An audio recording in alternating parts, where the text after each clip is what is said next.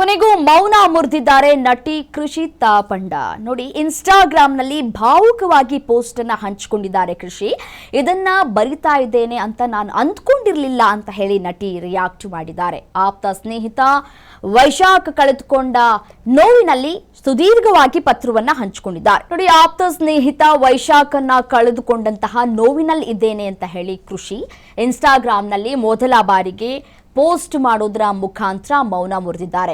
ಆ ನಷ್ಟದಿಂದ ಇನ್ನೂ ಕೂಡ ಹೊರಬರೋದಕ್ಕೆ ಸಾಧ್ಯವಾಗ್ತಾ ಇಲ್ಲ. ದಯವಿಟ್ಟು ಇದನ್ನ ಇಲ್ಲಿಗೆ ನಿಲ್ಲಿಸಬಿಡಿ ಅಂತ ಹೇಳಿ ಮನವಿಯನ್ನ ಮಾಡಿಕೊಂಡಿದ್ದಾರೆ. ವದಂತಿ ಮತ್ತು ಅನಗತ್ಯ ಚರ್ಚೆಯನ್ನ ಮಾಡಬೇಡಿ ಅಂತ ಹೇಳಿ ಕೃಷಿತಾ ಪಂಡ ಮನವಿಯನ್ನ ಮಾಡಿಕೊಂಡಿದ್ದಾರೆ. ನೋಡಿ, ವೈಶಾಖ್ ಅವರು ಆತ್ಮಹತ್ಯೆಗೆ ಶರಣಾಗಿದ್ರು. ಆತ್ಮಹತ್ಯೆಗೆ ಶರಣಾದ ನಂತರ ಕೃಷಿತಾ ಪಂಡ ಅವರನ್ನ ಸಾಕಷ್ಟು ಹೀಯಾಳಿಸುವಂತಹ ಕೆಲಸಗಳಾಯಿತು, ಅವರಿಗೆ ಅವಮಾನ ಮಾಡುವಂತಹ ಕೆಲಸಗಳಾಯಿತು. ಮತ್ತೆ ಇಲ್ಲಿ ಅವರಿಬ್ಬರ ನಡುವೆ ಯಾವ ರೀತಿಯಾದಂತಹ ಸಂಬಂಧ ಇತ್ತು ಅಂತ ಹೇಳಿ ಒಂದಷ್ಟು ಚರ್ಚೆಗಳು ಈ ಒಂದು ಸೋಷಿಯಲ್ ಮೀಡಿಯಾದಲ್ಲಿ ಸಾಕಷ್ಟು ವೈರಲ್ ಆಗ್ತಾ ಇದೆ. ನೋಡಿ, ಬಹಳಷ್ಟು ನೋವಿನಲ್ಲಿದ್ದೇನೆ ಈಗಾಗಲೇ, ಮತ್ತಷ್ಟು ನೋವನ್ನು ಕೊಡೋದಕ್ಕೆ ಹೋಗಬೇಡಿ. ಬಹಳಷ್ಟು ನಿರೀಕ್ಷೆಗಳನ್ನು ಇಟ್ಕೊಂಡಿದ್ದೀರಿ. ನಾನು ಮಾತಾಡಬೇಕು, ಏನು ಮಾತಾಡ್ತೀನಿ, ನಾನು ಯಾವ ರೀತಿಯಾಗಿ ರಿಯಾಕ್ಟ್ ಮಾಡ್ತೀನಿ ಅಂತ ಹೇಳಿ ನೀವು ನಿರೀಕ್ಷೆಗಳನ್ನು ಇಟ್ಕೊಂಡಿದ್ದೀರಿ. ಈ ರೀತಿಯಾದಂತಹ ಲಾಸ್ ಅಥವಾ ಈ ರೀತಿಯಾಗಿ ನಾನು ಸುದೀರ್ಘವಾಗಿ ಒಂದು ಪೋಸ್ಟನ್ನು ಹಾಕ್ತೀನಿ ನನ್ನ ಆತ್ಮೀಯ ಸ್ನೇಹಿತನ ಬಗ್ಗೆ ಅಂತ ನಾನು ಎಂದೂ ಕೂಡ ಊಹಿಸಿರಲಿಲ್ಲ. ಇದು ನನಗೆ ಬಹಳ ನೋವನ್ನು ತಂದಿದೆ. ಅದೇ ರೀತಿಯಾಗಿ ಅವರ ಕುಟುಂಬಸ್ಥರಿಗೂ ಕೂಡ ನೋವನ್ನು ತಂದಿದೆ. ಇದನ್ನ ಇನ್ನೂ ಕೂಡ ಎನ್ಲಾರ್ಜ್ ಮಾಡೋದಕ್ಕೆ ನನಗೆ ಇಷ್ಟ ಇಲ್ಲ. ಈ ನೋವನ್ನ ಭರಿಸುವಂತಹ ಶಕ್ತಿ ಅವರ ಕುಟುಂಬಸ್ಥರಿಗೂ ಕೂಡ ಬೇಕಾಗಿದೆ, ನನಗೂ ಕೂಡ ಬೇಕಾಗಿದೆ ಅನ್ನುವಂತಹ ಮಾತುಗಳನ್ನ ಅವರು ಇನ್ಸ್ಟಾಗ್ರಾಮ್ ಖಾತೆಯ ಮುಖಾಂತರ ಆಡಿದ್ದಾರೆ. ದಯವಿಟ್ಟು ಯಾರೂ ಕೂಡ ನೋವು ಕೊಡಬೇಡಿ. ನಿಮ್ಮ ಇಷ್ಟ ಬಂದದ ರೀತಿಯಲ್ಲಿ ಎಕ್ಸ್ಪ್ಲೈನ್ ಮಾಡೋದು ಅಥವಾ ಉಲ್ಲೇಖ ಮಾಡೋದು, ಬೇಕಾದ ರೀತಿಯಲ್ಲಿ ನೀವು ಪೋಸ್ಟ್ಗಳನ್ನು ಹಾಕೋದನ್ನು ಯಾರೂ ಕೂಡ ಮಾಡಬೇಡಿ. ದಯವಿಟ್ಟು ಸತ್ಯಾಸತ್ಯತೆ ಏನಿದೆ ಅನ್ನೋದನ್ನು ಅರಿತುಕೊಳ್ಳಿ ಅಂತ ಹೇಳಿ ಕೃಷಿ ಪೋಸ್ಟ್ ಮಾಡಿದ್ದಾರೆ. ಅದೇ ರೀತಿಯಾಗಿ ಅವರಿಬ್ಬರ ಸಂಬಂಧದ ಬಗ್ಗೆ ಸಾಕಷ್ಟು ಚರ್ಚೆಗಳಾಗ್ತಾ ಇದೆ. ಒಂದು ಕಡೆ ಕಂಪ್ಲೇಂಟ್ ಕೂಡ ಆಗಿದೆ, ತನಿಖೆಯೂ ಕೂಡ ಸಾಗ್ತಾ ಇದೆ. ಆ ತನಿಖೆಗೆ ಸಹಕಾರವನ್ನು ಕೂಡ ನೀಡಬೇಕಾಗಿದೆ ಕೃಷಿ. ಮತ್ತೊಂದು ಕಡೆ ವೈಶಾಖ್ ರವರನ್ನ ಕಳೆದುಕೊಂಡು ಬಹಳ ದುಃಖದಲ್ಲೂ ಕೂಡ ಇದ್ದಾರೆ. ಸೊ ಹಾಗಾಗಿ ಸೋಷಿಯಲ್ ಮೀಡಿಯಾದಲ್ಲಿ ಮನಬಂದಂತೆ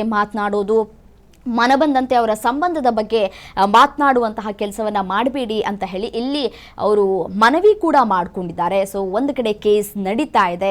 ಆ ಕೇಸ್ ನಡೆಯುವಂತಹ ಸಂದರ್ಭದಲ್ಲಿ ಕೃಷಿಯವರು ಬಹಳ ನೋವಿನಲ್ಲಿದ್ದಾರೆ. ಮತ್ತೆ ಕೊನೆ ಕ್ಷಣದ ಮುಖವನ್ನು ನೋಡೋದಕ್ಕೆ ಕೂಡ ಅವರಿಗೆ ಅವಕಾಶವನ್ನು ಕಲ್ಪಿಸ್ಕೊಡ್ಲಿಲ್ಲ ಕುಟುಂಬಸ್ಥರು. ಅದಾದ ನಂತರ ಅವರು ಕಾರಲ್ಲಿ ಬಂದು ಕೂತ್ಕೊಂಡು ಯಾವ ರೀತಿಯಾಗಿ ಅಣೆ ಚಚ್ಕೊಂಡು ಯಾವ ರೀತಿಯಾಗಿ ನೋವನ್ನು ಹೊರ ಹಾಕಿದ್ರು ಅನ್ನೋದನ್ನ ನೀವು ಎಲ್ಲರೂ ಕೂಡ ಗಮನಿಸಿದ್ದೇವೆ.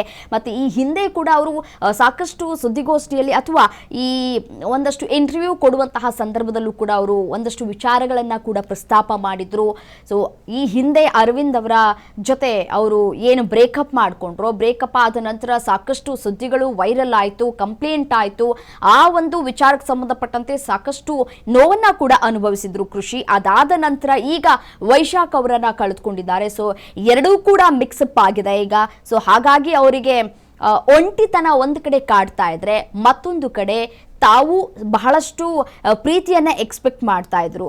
ಒಂದು ಇಂಟರ್ವ್ಯೂನಲ್ಲೂ ಕೂಡ ಅವ್ರು ಹೇಳ್ಕೊಂಡಿದ್ರು, ನನಗೆ ಬೇರೆ ಏನು ಬೇಡ, ಹಣ ಕಾಸು ಮತ್ತೊಂದು ಮಗದೊಂದು ಏನೂ ಬೇಡ, ಸಿಗಬೇಕಾಗಿರೋದು ಪ್ರೀತಿ, ಆ ಪ್ರೀತಿ ನನಗೆ ಸಿಗ್ತಾ ಇಲ್ಲ ಅನ್ನುವಂತಹ ವಿಚಾರವನ್ನ ಕೂಡ ಅವರು ಹೇಳ್ಕೊಂಡಿದ್ರು.